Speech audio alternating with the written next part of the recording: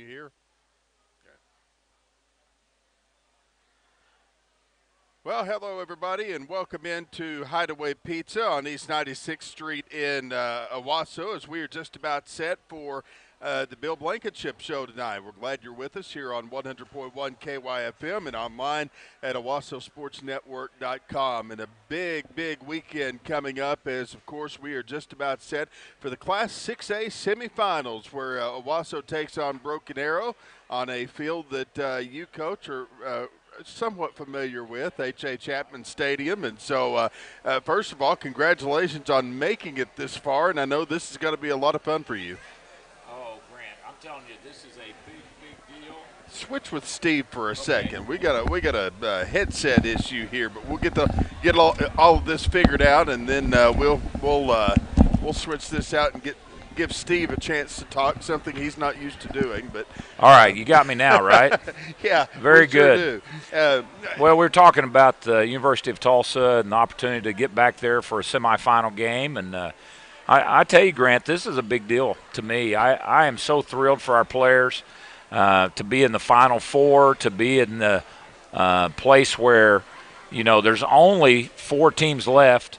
And when I say that, I think it's sometimes lost on people that how big a deal it is to get back to the semis. And there were certainly opportunities during the year for things to look at, is this a team that could get back, and maybe not. But, boy, I love this team. I love where we're playing how we're playing right now. I love the attitude and the resilience. Man, we played with great passion last week, and really had to work very hard to get a chance to go back to the University of Tulsa for the semis. Well, it's obviously a very big deal, as you mentioned, and I know that as we kind of take a look at what is being planned for this Saturday night, obviously, if you don't know, they have moved it from Friday to Saturday. And that makes it all the more special that this is going to be the primetime game in the state of Oklahoma. Now, Steve, is your microphone working now?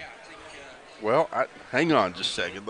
Let's see if we've got. Now let's try that. Does that sound better? Hey, good to be back with you. That might have been the best 5 minutes of Renee Mowry's life, getting her husband muted. Yeah.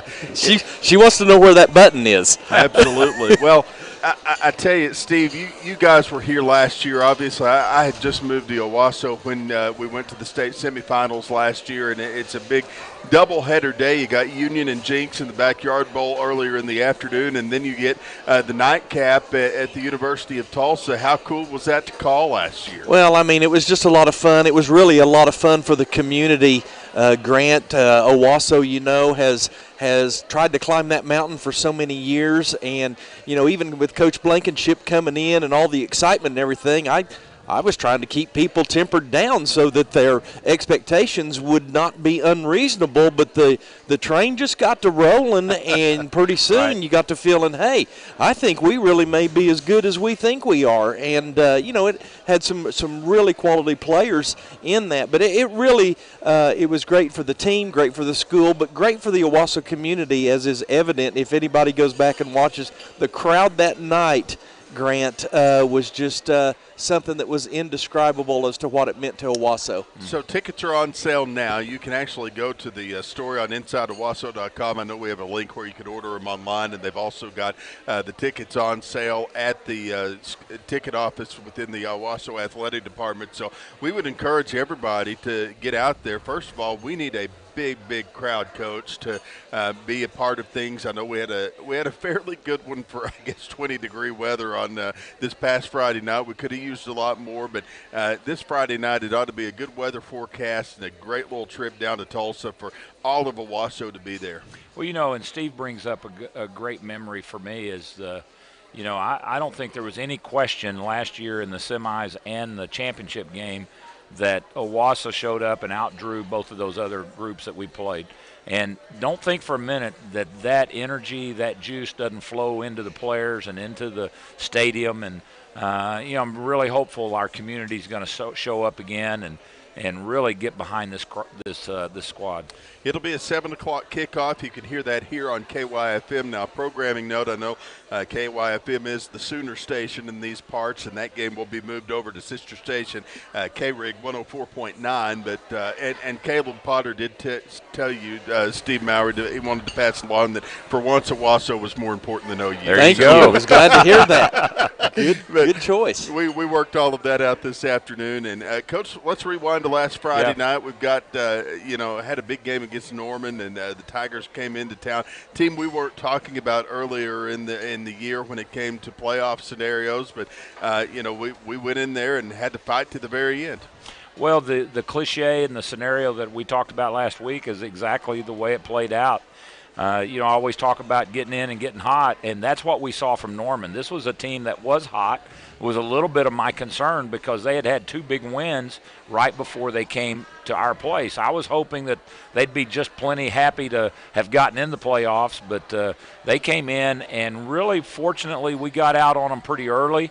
But they made some plays. They have an outstanding quarterback and made a couple of throws, and we had some things happen. And next thing you know, we look up and it's a 1-score game, and their momentum increased. They played harder, but what I loved was our guys matched that, and we really dug deep, and I thought showed a lot of heart and a lot of character, and made all the plays down the stretch that we had to make.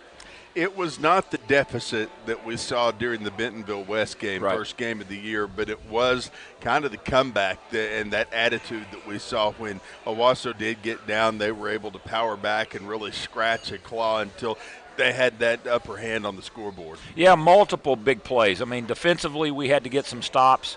Offensively, it really came down even after we'd gone up by 10 late.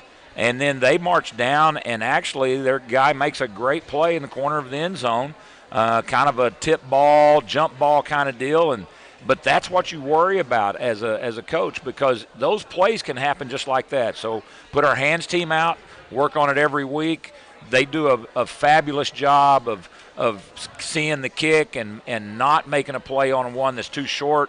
We get the ball, but we've still got to run some clock to be able to clinch this thing.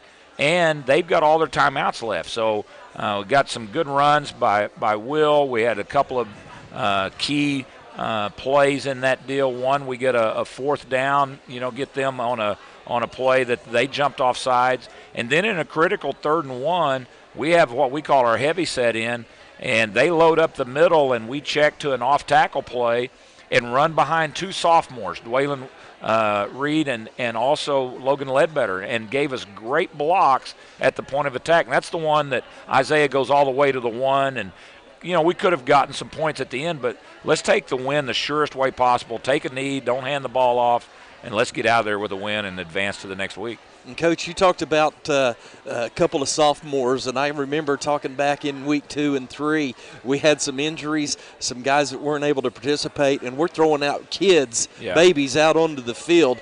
But we talked about the value that was going to give your ball club at this point in time of the season. Talk about that and what it means, because I thought the defense played outstanding the other night against Norman. Yeah, we were really growing up, and the great thing is we're going to go into this week's game really, for the most part, with all of our guys that we've been missing. I mean, we're back to being almost at full strength. Really like that part of it. But in the meantime, while Kewan Hayes out at linebacker for 5 or 6 weeks, Brennan Dye's learning how to play as a sophomore. When you have Hilton Mosby out in the defensive line, and we're getting other guys besides, Matt Lohr and Aiden Odell and Jaden Love. And, all of a sudden we've developed some depth there. You've got Isaiah Jacobs out for 4, 5, 6 weeks. In the meantime, we've gotten Emad Triplett and Eddie Nava and some other guys building some depth now, some freshmen like Derek Overstreet who's come into play. And we're starting to see those guys make plays in crunch time now. And now the young receivers, we talk about Trey Goins being a sophomore and Keelan Carney being a freshman. Well, now they've got, 11 games under their belt. So, it's a different way of thinking now. It's got to make you feel good about the next few years when you get to watch Keelan Carney being named player of the game by our broadcast, and then you've got Derek Overstreet, who's kind of coming to his own. We've had several games where he's made some surprise appearances, and then this last game where he was actually an integral part of things. Yeah, I think those are going to be names people are going to hear for a long time, but it's incredibly valuable when the young guys can come in and help you win. Because they're developing, but also we're developing depth. And so now you surround them with veteran guys like Will Keeney and Kewan Hay and, Hilton Mosby and Aiden Odell and, Dillingham. And we got lots of seniors, but now we're surrounding them with a lot better players. I just think we're a better ball club than we were early in the year. Talk about the mood in the locker room after the game, Coach. Special. It got to be a lot of fun for those guys and enjoy and celebrate that, knowing you got Broken Arrow coming up. And people, I'm just going to get rid of the elephant in the room. We know the road to the state championship typically goes through Union, Jinx, Owasso, and BA. Well, that's where we are. And people go, man, do you wish you had drawn Union or Jinx? And I go, you got to beat somebody. That's right. And so talk about that matchup with the Tigers, even from previously to where we are now, as you mentioned. Well, I don't think there's any question that the Tigers are the best team in the state. I think they've proven it from week 1 all the way through week 11. They've been pretty much, I hate to say untested, but they are, they've run away from about everybody they've played. The double-digit wins, a lot of time, several 40, 50-point wins. They've just been incredibly dominant. And you just have to tip your hat. That's who they are. They're a veteran ball club.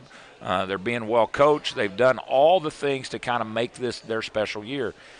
And just like you said, Steve, people ask me, well, gosh, I bet you'd like to be on the other side of the bracket. I'm like, why?